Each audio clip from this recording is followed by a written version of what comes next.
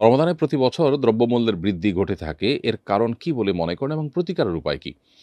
জিনিসপত্রের দাম রমাদানে যে বেড়ে থাকে, এটি সাধারণত আ যে কারসাজি হয়ে থাকে, যে গুদামজাত করে রাখা, যে আপনার আ আ কৃত্রিমভাবে সংকট তৈরি করার যে প্রচেষ্টা অসাধু ব্যবসায়ীদের, সেটির কারণেই হয়ে থাকে আমরা জানি।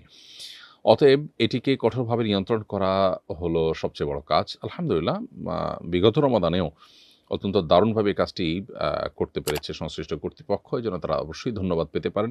এ রমাদানেও আশা করছি সেটা তারা কন্টিনিউ করবেন এবং সেই সাথে আমরা যারা ভোক্তা আছি, আমরা যদি এ জাতীয় কারসাজিগুলোকে আপনার বৃদ্ধাঙ্গুলে দেখাতে পারি, আমরা যদি সবাই কোনো জিনিস যখন কারসাজি করে দ্রব্য মানে সেটা মূল্য বৃদ্ধি ঘটানো হয়ে থাকে, তখন যদি আমরা একটু নিজেরা প্ল্যান করে সেটাকে বয়কট, বর্জন বা সেটার বিকল্প ব্যবহার করার চেষ্টা আমরা করতে থাকি এবং যদি একটু সংযমী হই, তাহলে ইনশাআল্লাহ তারা কিন্তু সোজা হয়ে যাবে। তরমুজ সিন্ডিকেটের সময় এরকম সোশ্যাল মিডিয়াতে আওয়াজ উঠেছিল এবং অনেকেই সেটার পরে যখন সচেতন হয়েছেন, তখন কিন্তু তাদের সেই সিন্ডিকেট ভাঙতে তারা বাধ্য হয়েছে এবং তারা কিন্তু সেই গুদামজাত করার বা দাম কৃত্রিমভাবে সংকট তৈরি করে দাম বৃদ্ধি করার যে চেষ্টা, সেটাতে তারা ব্যর্থ হয়েছে।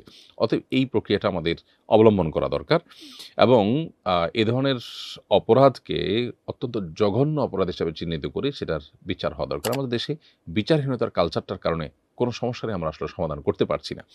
অতএব সেটি আমাদের যেমন দরকার, একইভাবে রমাদান আসছে, একজন মুসলমান তিনি হয়তো নামাজ কালামও পড়েন, আবার তিনি এই জিনিসপত্র সরিয়ে রেখে সংকট তৈরি করে দাম বাড়িয়ে তারপর ব্যবসা করছেন, মুনাফা করছেন। তিনি জানেনই না তিনি যে প্রক্রিয়াতে ইবাদত করছেন, সেই প্রক্রিয়াটা আল্লাহর কাছে গ্রহণযোগ্য নয়। অর্থাৎ একদিক দিয়ে আপনি মানুষের অধিকার নষ্ট করছেন, মানুষকে কষ্ট দিচ্ছেন এবং কৃত্রিম সংকট তৈরি করে সেখানে অবৈধভাবে উপার্জন করছেন। নবী করিম সাল্লাল্লাহু আলাইহি ওয়াসাল্লাম পরিষ্কারভাবে বলেছেন যে আ যারা এভাবে কৃত্রিম সংকট তৈরি করার জন্য জিনিস জমিয়ে রাখে, গুদামজাত করে, এরা খাতি, এরা অপরাধী। অতএব এই অপরাধ যারা করছেন তারা নামাজ কালাম পড়ে আল্লাহকে সন্তুষ্ট করতে পারবেন না। দিনটাকে আমাদের পরিপূর্ণভাবে বোঝা দরকার। আংশিক নয়, এবং আংশিক দিন পালন আমাদেরকে আল্লাহর সন্তুষ্টির দিকে নিয়ে যাবে না। এরপরে প্রশ্ন হলো, ৮০ বছর বয়সী মাজুর মহিলা হঠাৎ উত্তরাধিকার সূত্রে ১০ লক্ষ টাকা পেলে তার উপর কি বদলি হজ করা ফরজ হবে?